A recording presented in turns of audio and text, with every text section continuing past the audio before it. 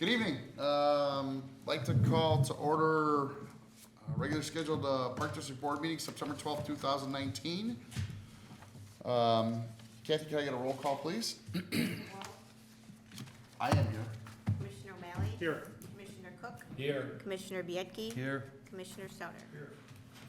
Okay, first order of business is public hearing concerning the intent of the Board of Park Commissioners to sell bonds in the amount of $6,800,000 to pay for the cost of demolishing the Fox Run Golf Links Clubhouse and maintenance facility and constructing and equipping a new clubhouse and maintenance facility. So this is where I go into this, right? Yes. All right, fair enough. No, that's the minutes. Right there. Right here. Oh, here. Both sides. At this time, we will open up the Bond Issuance Notification Act required hearing to receive any comments relative to the district's proposal to sell $6,800,000 in limited park bonds. All persons desiring to be heard on this matter will now have an opportunity to be present, written or oral testimony to the Board of Park Commissioners. These proposed bonds are to be issued to pay costs of demolishing the Fox Run Golf Links Clubhouse and maintenance facility and constructing and equipping a new clubhouse and maintenance facility. Before we take testimony from the public, would any of the Board of Commissioner members like to make comment regarding the proposal to issue limited park bonds? No, thank you. Okay. Are there any residents or members of the public here this evening that wish to provide oral or written testimony concerning the proposed issuance of limited park bonds? Hearing, seeing none. Has the district received any written or other type of correspondence regarding the proposed issuance of limited park bonds? The Park District has not received any correspondence. Thank you. With all persons desiring to be heard given an opportunity to present oral and written testimony regarding the proposal to issue the bonds, I will now entertain a motion to adjourn the hearing. So moved. Second. That's all I need, right? Do we have a roll call on that? Roll call. Okay, Kathy, can I get a roll call? Commissioner O'Malley. Yes. Commissioner Cook. Yes. Commissioner Biedke. Yes. Commissioner Sauter. Yes. President Walls. Yes. Are there any further comments or discussion from members of the Park Board of Commissioners? Hearing none, I need a motion and a second. I'll make that motion. What am I moving? Second. Okay, then we need a roll call for that as well, right? Yes. Commissioner Cook. Yes. Commissioner Biedke. Yes. Commissioner Sauter. Adjournment. Yes. Yes. Commissioner O'Malley. Yes. President Walls. Yes, thank you. The motion to adjourn the hearing is approved. The Bond Issuance Notification Act is now finally adjourned. Okay.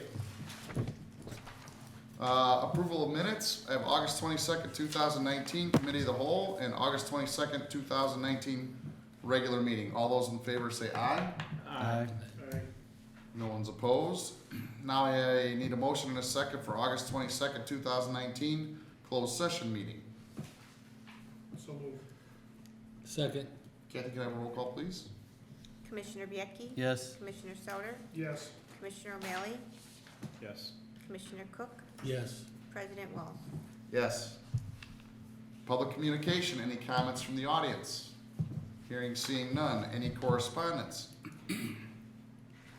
Hearing, seeing none. We're at recommendations for acceptance of approval.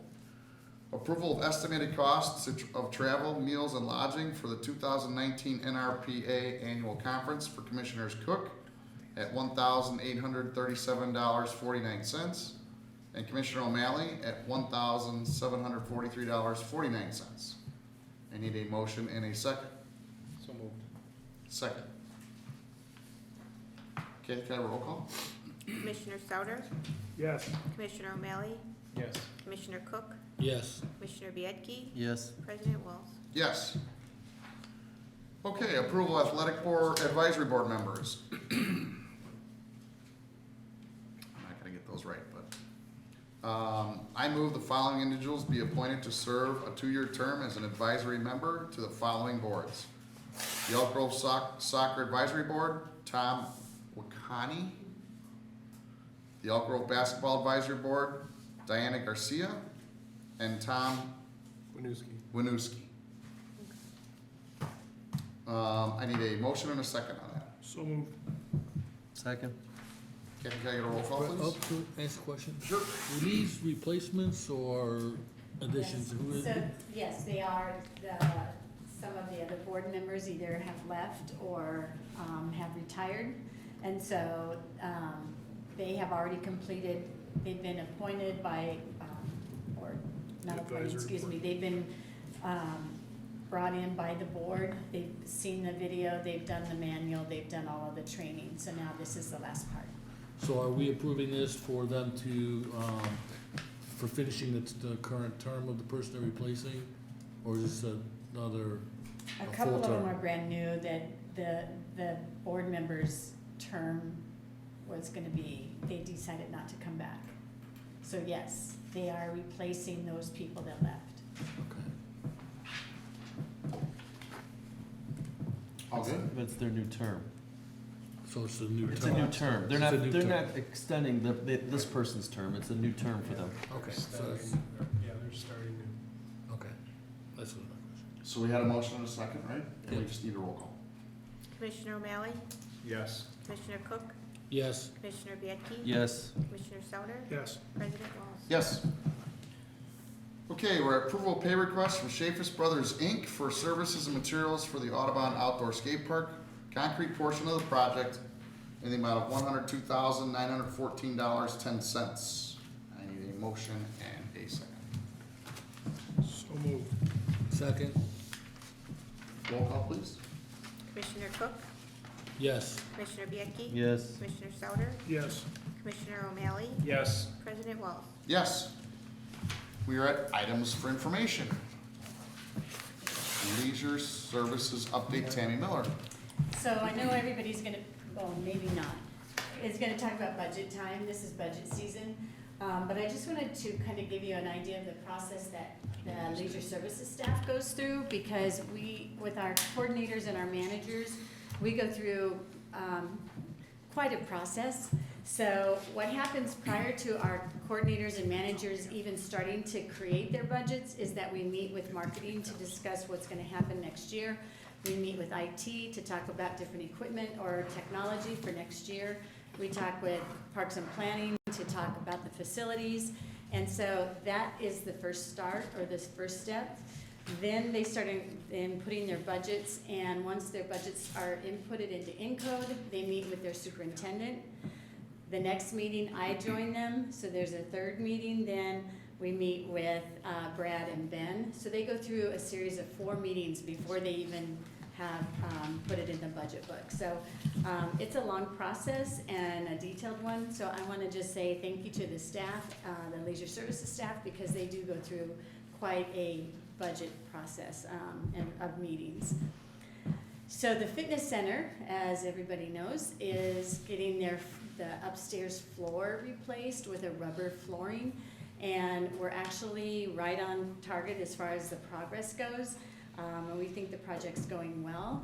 The very first day on Monday, we had, I would say 50% of people that were very thankful of all the work that we've done to bring that fitness center from upstairs to downstairs.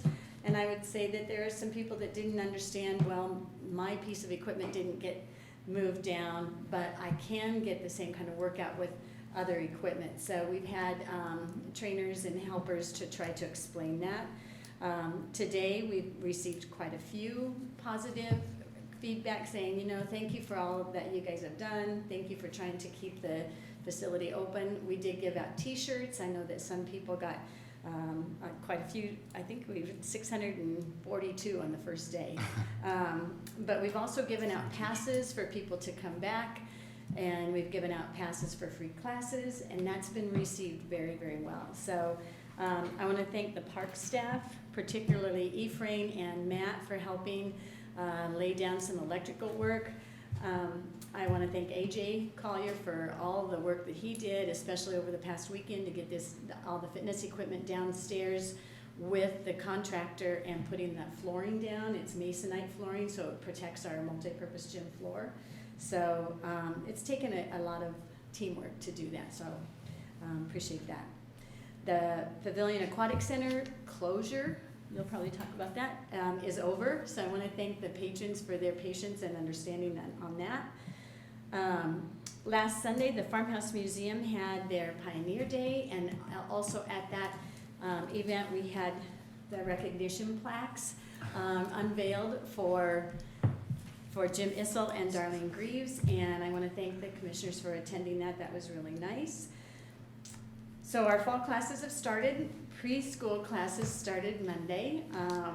It's always a happy and yet tearful time for both children and parents. We had to console quite a few parents this year, but that's always a good thing as they learn that their preschoolers are well taken care of. Dance classes started this week, and we have 2 new instructors. We're excited about them. Some events coming up. The Camp Under the Stars at Pirates Cove is tomorrow, Friday, September 13th. And that's the last event to be held at Pirates Cove for the season, for the year. And we have 59 children and 59 adults for that event, so it's going to be very well attended. A reminder of the team bonfire at Lions Park. That's going to be October 5th from 8 o'clock to 10 o'clock. And then finally, Jay Nardiello, who is our head maintenance supervisor at the pavilion. He has been with us a total of 30 years, and we want to wish him farewell and best wishes in his retirement. That's my report. Very good. Any questions or comments for Tammy? Okay, Parks and Planning, Tim White.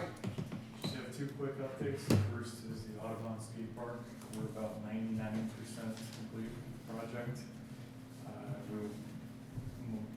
I can say with almost certainty that we'll be open next week. It'll be open as soon as the fences are down.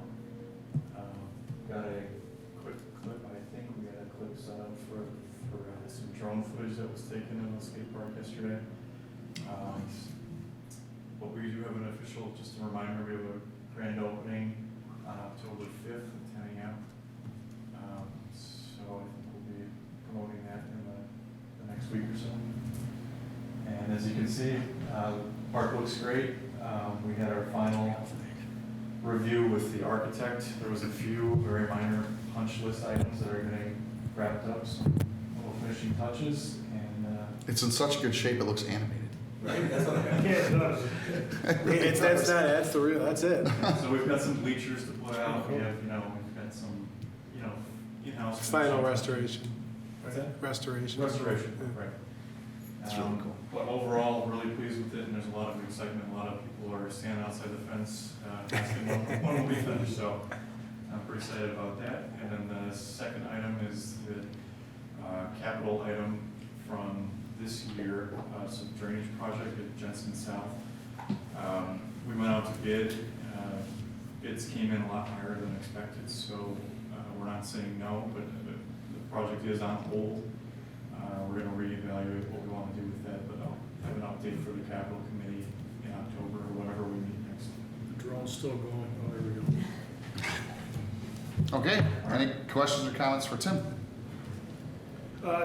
Tim, I actually want to back up a little bit to the Shafees Brothers thing we just approved. Right. On the continuation sheet, it says there's balance to finish is 8,700, and then 45 something in That's the retainage. Are we gonna get that contingency. returned? I mean, is that gonna be returned at this point? Do we know, or is it gonna be used? Our contingency, Yeah. that's the 45 represents retainage, so we hold that until the project is totally done with that. Well, so it's gonna be something we're gonna owe, but Yeah. because I know, I was just kind of confused because it said balance to finish is 8,700. I don't know why that's such a small amount.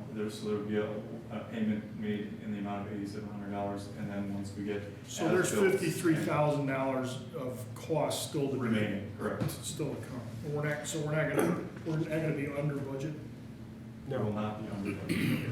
That's all, I just wanna clarify that. So that balance of We finish. kind of knew that a while ago. Ralph, I think that balance of Like, finish. I know, but that's why I saw that, I'm like, wait a minute, balance to finish is 8,700, we're getting money back on this, I didn't think that was possible. I think that's from the original contract of 426, and then the Got extra it, is then- the 35. Okay, Yep. I feel better. Okay, anything else for Tim?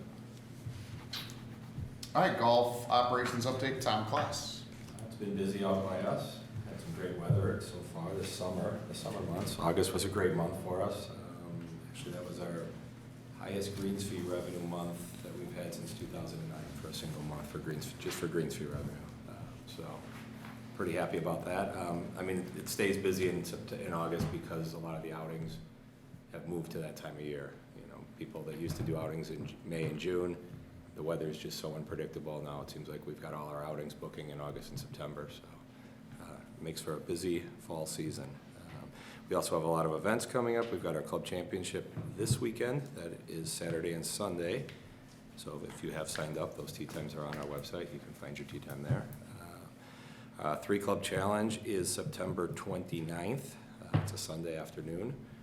And then we have our Par 3 Challenge, which we did for the first time last year. That will be on Friday, October 11th. So those events you can sign up for now. Those are more fun events in the fall. The 3 Club is 2 clubs and a putter. Just go out and have some fun, see what you can shoot. And the Par 3 was the first time we did it last year, and we take 9 holes and we set them up all as Par 3s, and we play some goofy locations, hit over trees, over ponds, and everybody had a great time and keeps asking for it. So we'll do that again this year.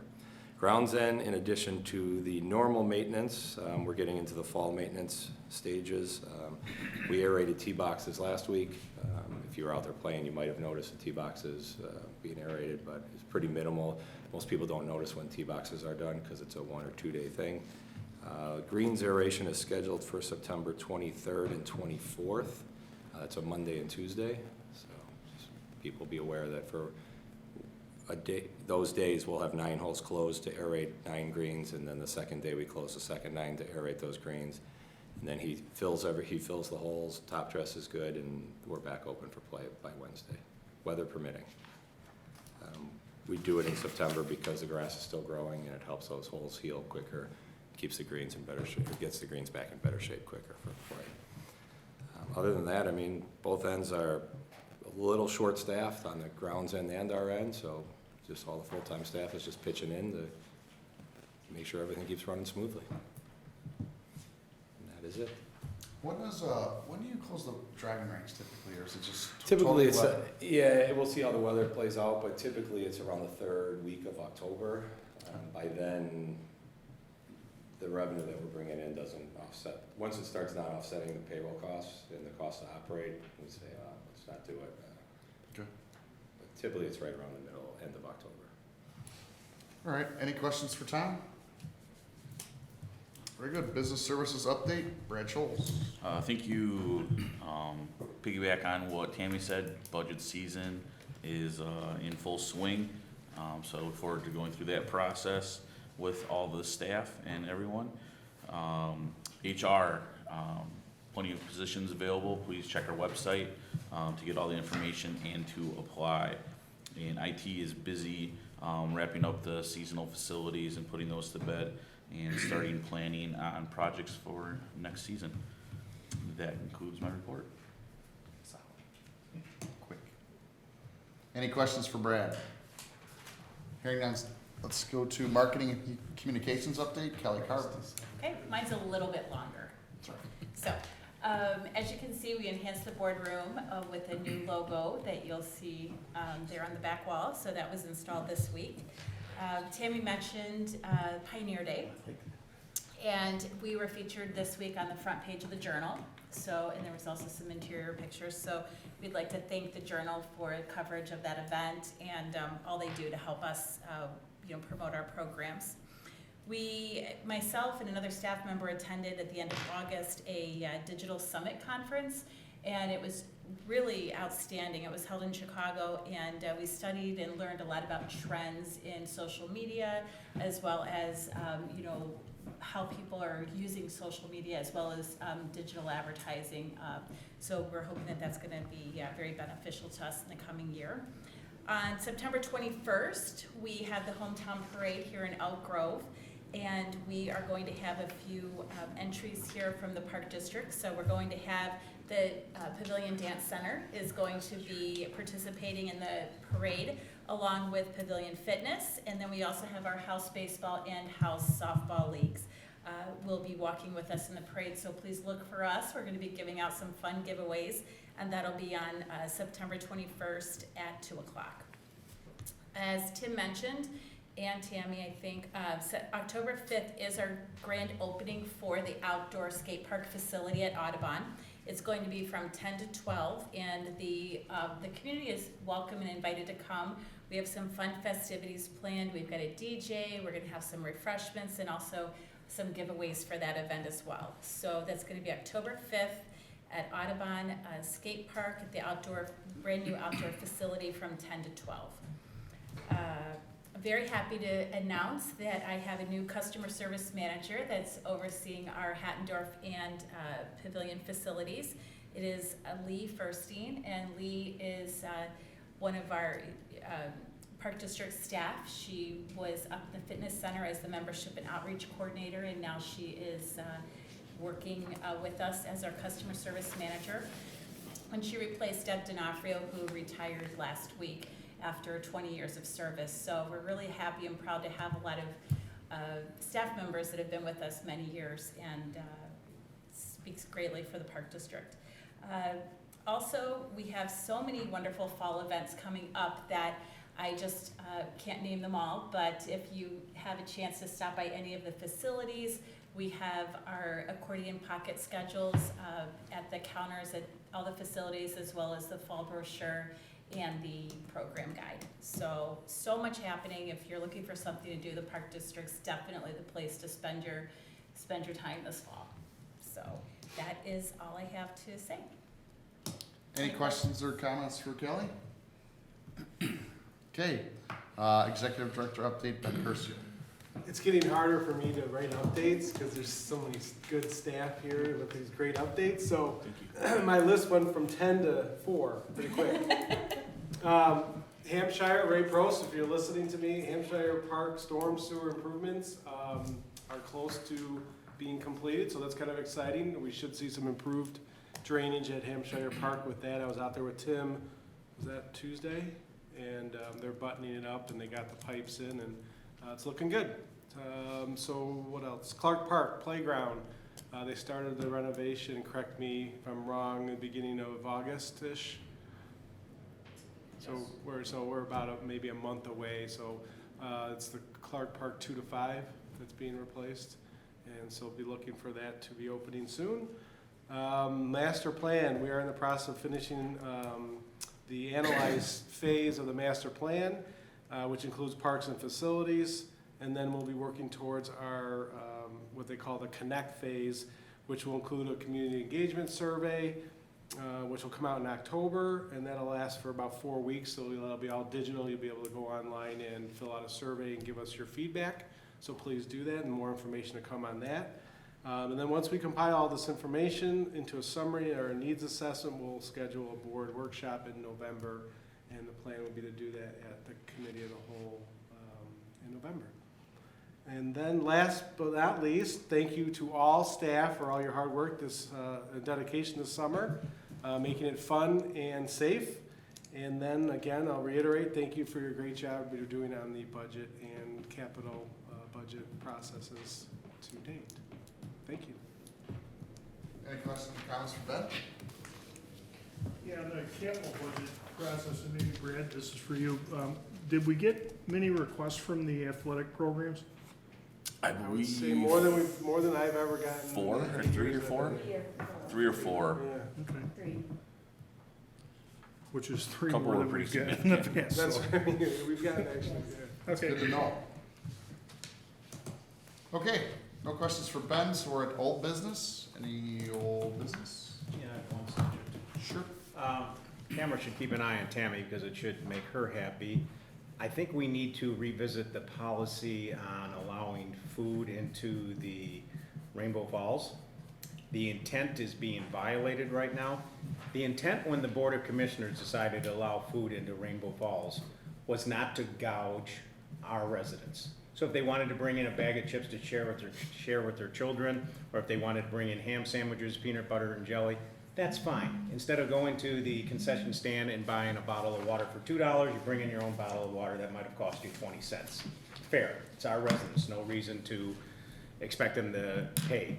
The problem that I'm seeing and hearing though is there's no reason to see an individual walking through there with 5, 6 different pizzas from Domino's or Little Caesars or Malnati's, or people walking in with 30 and 60 buckets of chicken from another vendor. We have a partnership in Rocco Vino's. We sell that type of food. So if you're desiring to have a third-party taste, then it should be our concession stand.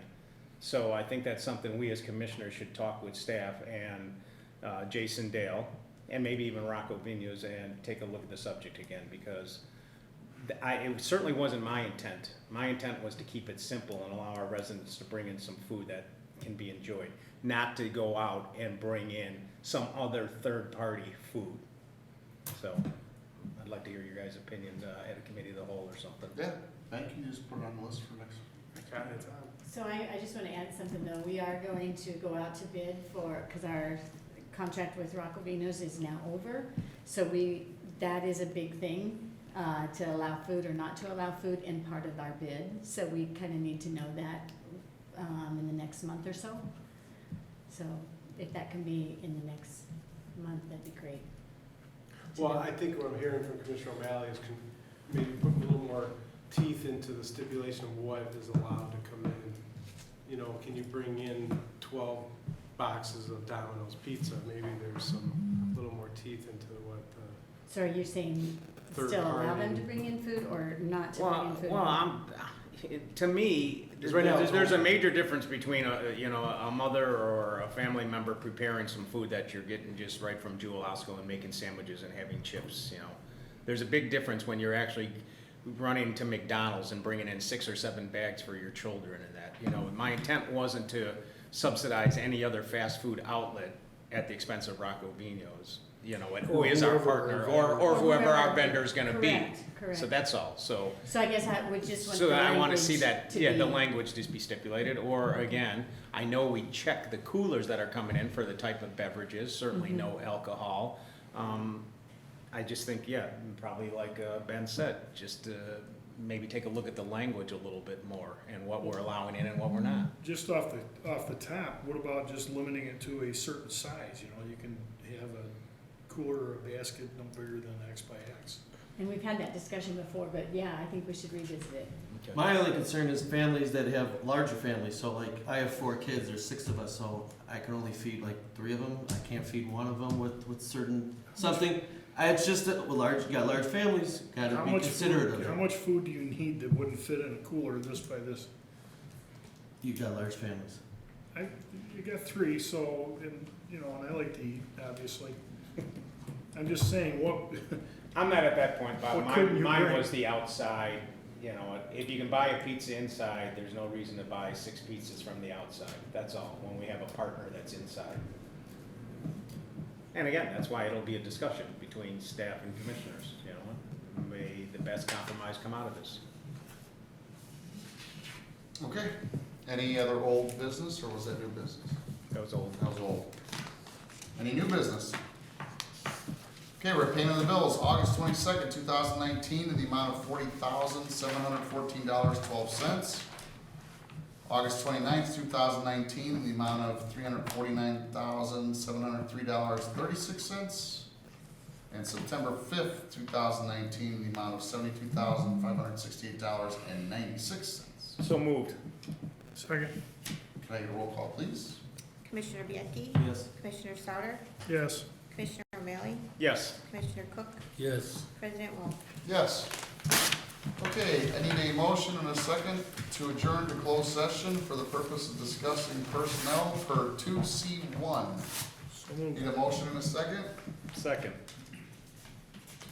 Roll call, please. Commissioner Sauter? Yep. Commissioner O'Malley? Yes. Commissioner Cook? Yes. Commissioner Bianchi? Yes. President Wong? Yes, this meeting is temporary adjourned.